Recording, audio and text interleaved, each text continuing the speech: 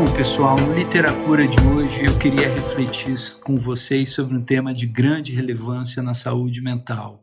Você sabe o que é iatrogenia? Você já ouviu falar nessa palavra? Iatrogenia é um termo médico, uma terminologia médica, que significa aqueles contextos em que a medicina, em vez de estar promovendo ou retomando a saúde de um indivíduo ou de uma população que ela trata, ela está promovendo adoecimento. Ela está promovendo a doença em vez da cura, a patologia ou algum problema maior de saúde dentro do seu quadro de intervenções, através do mau uso de um diagnóstico equivocado, seja tanto na saúde mental quanto no resto da medicina, seja através de procedimentos não relacionados com o contexto de adoecimento do indivíduo, ou seja, procedimentos mais danosos do que benéficos. Então, em vez de estar promovendo a saúde, a iatrogenia está promovendo o adoecimento. E nessa reflexão eu queria apenas me restringir ao contexto da saúde mental, que é o meu contexto do dia a dia.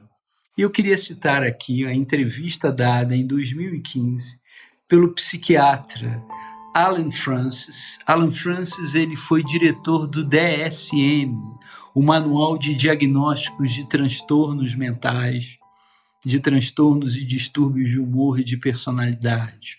É o manual, a Bíblia da psiquiatria e da saúde mental. Allen Frances foi o diretor do DSM por muitos anos.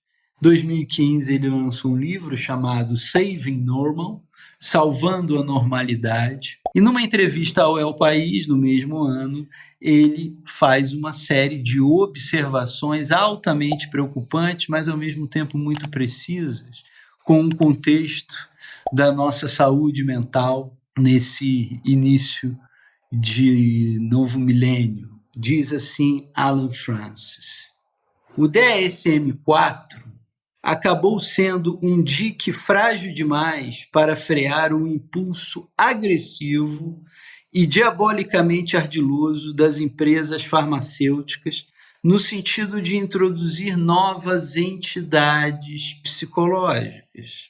Não soubemos nos antecipar ao poder dos laboratórios de fazer médicos, pais e pacientes acreditarem que o transtorno psiquiátrico é algo muito comum e de fácil solução.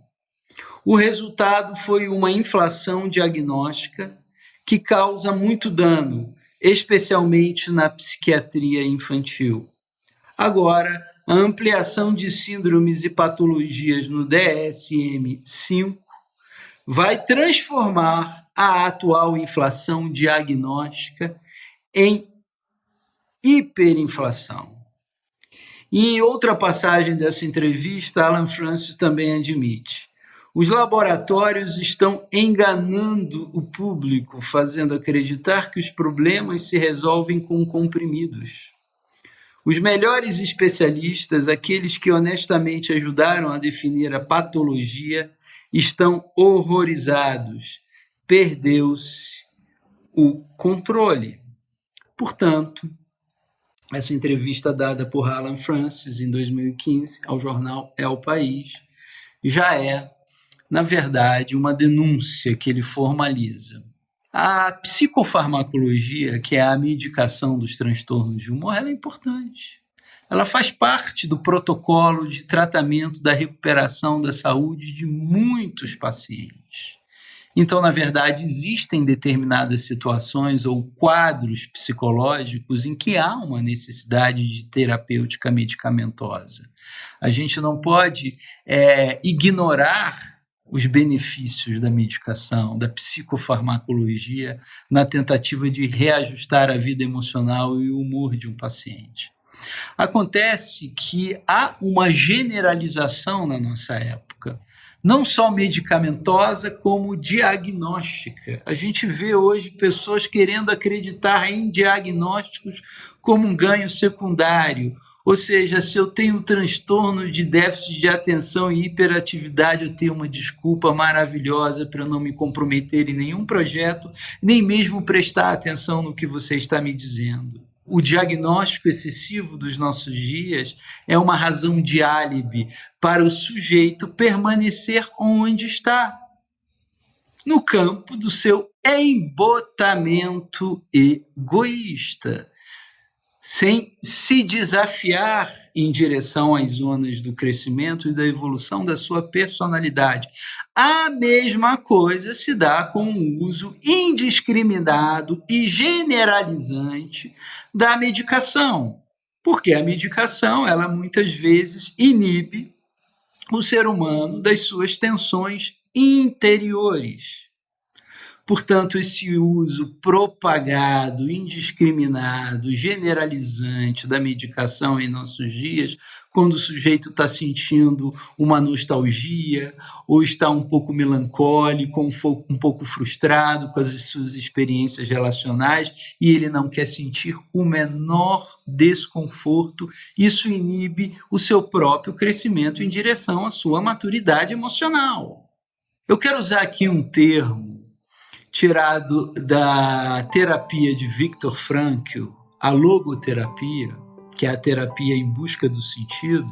É importante a gente aqui fazer um parênteses e dizer que Viktor Frankl, como ninguém, sabe o que é a dor emocional, sabe o que é o sofrimento emocional, porque ele ficou em torno de 3 anos num campo de concentração, foi separado da sua mulher abruptamente, quando já era médico, iniciando a sua carreira de medicina, e foi jogado num campo de concentração. Esteve em Auschwitz e em outros campos, e ali sofreu tudo que um ser humano pode sofrer em grau extremo.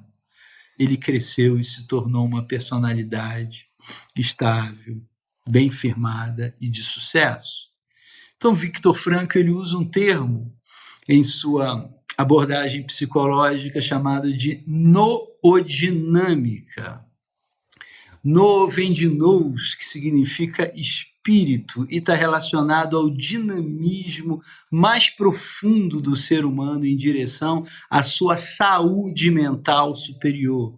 Viktor Frankl reconhece que o ser humano precisa ter doses de tensões em seu processo de desenvolvimento emocional e do amadurecimento da sua personalidade. Não haverá ampliação da identidade humana sem tensões, sem choques, sem desconfortos, sem antíteses.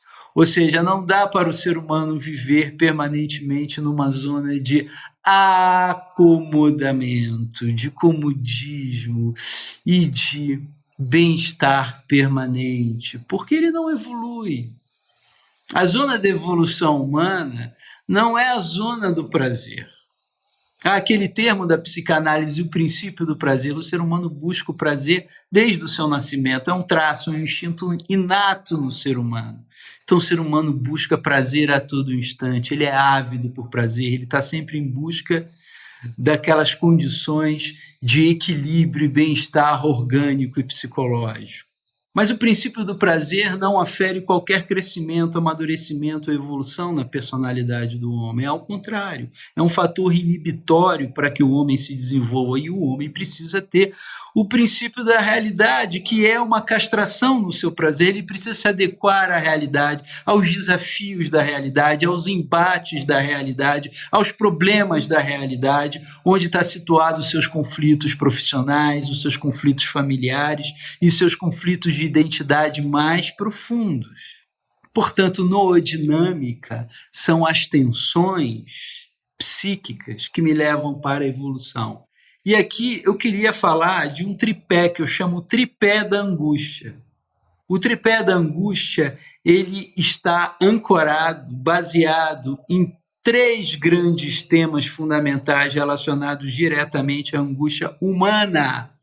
A angústia humana universal de todas as épocas, de todos os tempos históricos, em todas as pessoas, uma angústia da espécie.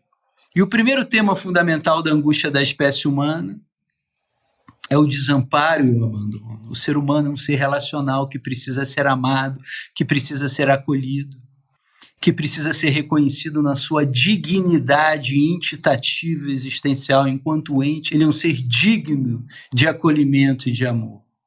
E essa questão do desamparo está relacionada a muitas dimensões, a camadas mais profundas e mais superficiais no sujeito humano.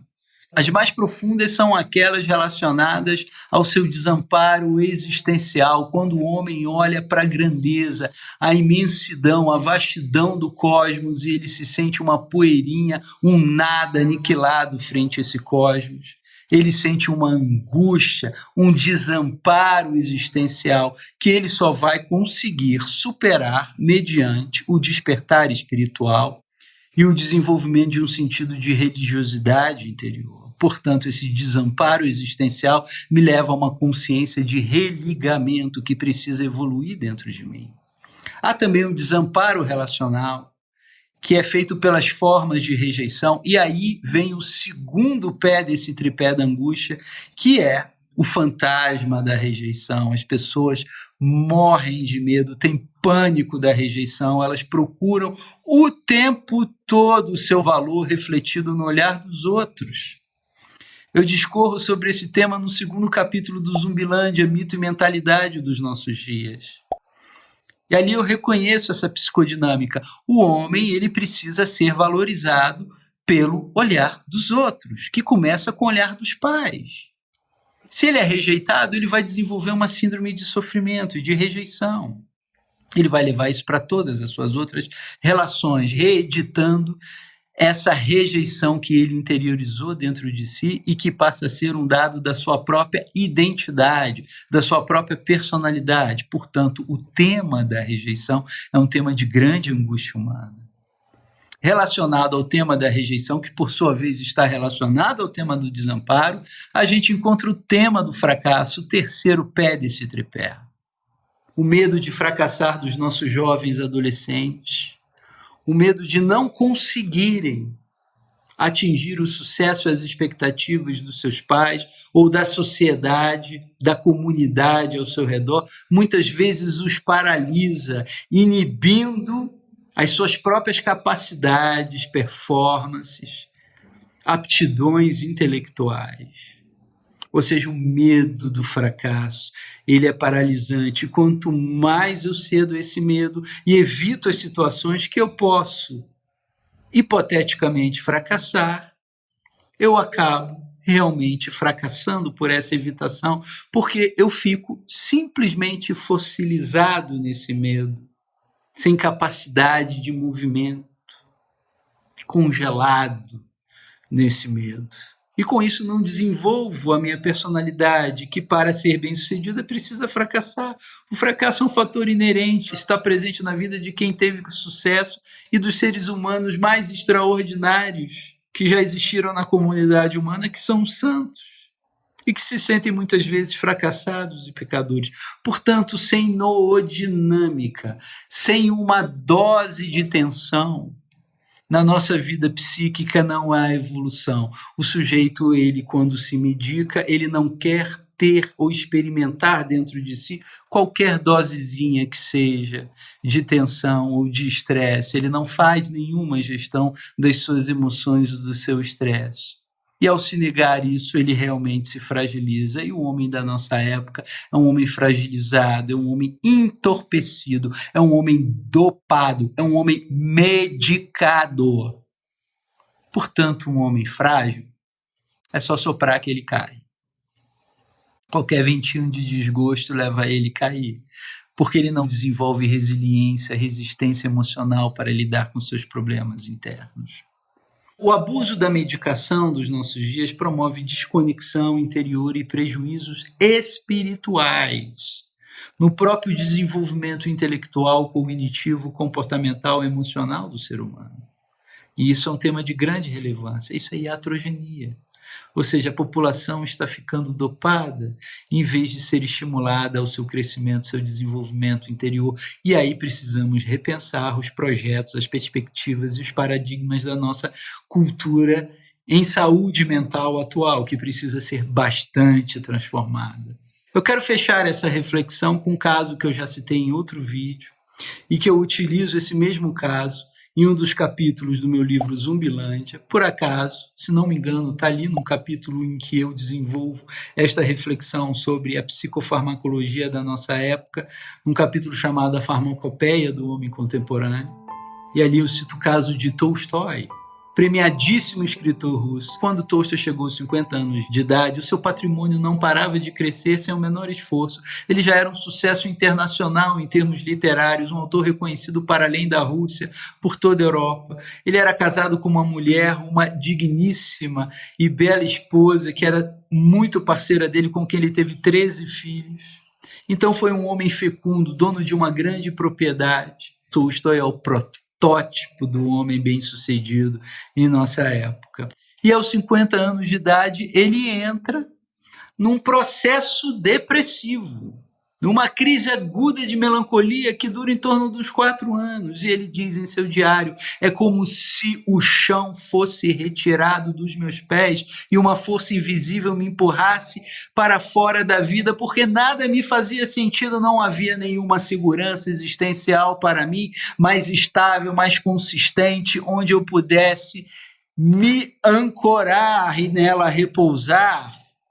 Tolstói teve uma depressão existencial. Ele entrou em contato com seu desamparo existencial. Ao começar a perceber que a sua identidade não estava nas contingências de sucesso da sua vida e que aquilo não ia ferir qualquer sentimento de segurança estável para ele, ele percebeu: isso tudo não me dá segurança, eu vou perder isso, eu vou ficar sem isso, eu vou ter que me despedir disso. O meu ser não está nisso, então meu ser está em outra coisa. E Tolstói realmente regrediu nesse sofrimento, mas não intelectualmente, apenas emocionalmente. Ele abdicou de algumas atividades que ele tinha o costume, como, por exemplo, caçar nas proximidades da propriedade dele, porque ele tinha medo de se tornar a própria caça, de se tornar a própria presa. Mas, ao mesmo tempo, a busca dele intelectual se intensificou em meio ao seu sofrimento existencial, porque ele estava em busca de uma conexão mais profunda e madura, e aí começa a busca de Deus de Tolstói. É interessante que Viktor Frankl escreve um livro chamado A Presença Ignorada de Deus. Já citei esse texto também em outros vídeos do Literatura. Tolstói viveu o que a gente pode chamar do desamparo cósmico radical. Mas era essa melancolia, era esse episódio depressivo que o preparava para um despertar espiritual mais profundo. Para ele entrar no dia claro da visão, ele precisava passar por uma noite escura da razão. E foi o que ele passou, essa foi a travessia dele.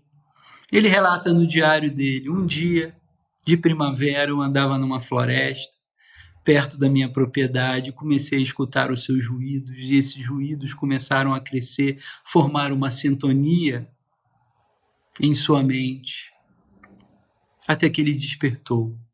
E naquela floresta ele teve a clara percepção, a apreensão, que a gente vai chamar de percepção noética, que é a clareza, a consciência interior da presença e do amor divino em tudo, e nele mesmo, em Tolstói. Ali ele despertou para a curiosidade, mas ele não despertaria se ele não se desalienasse da sua segurança no eixo da contingencialidade. Não eram mais as contingências que dariam segurança existencial a Tolstói, mas o próprio ser, que é fundamento de todas as coisas.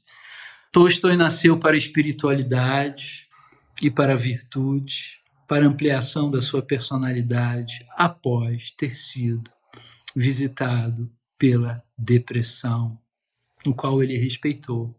Na época dele não havia psicofármacos, na época dele a alma precisava se restabelecer a partir da canalização das suas energias em direção à consciência. Só assim a alma poderia se tornar integrada e chegar à sua maioridade. Foi o que aconteceu a Tolstói. Ele encontrou um sentido.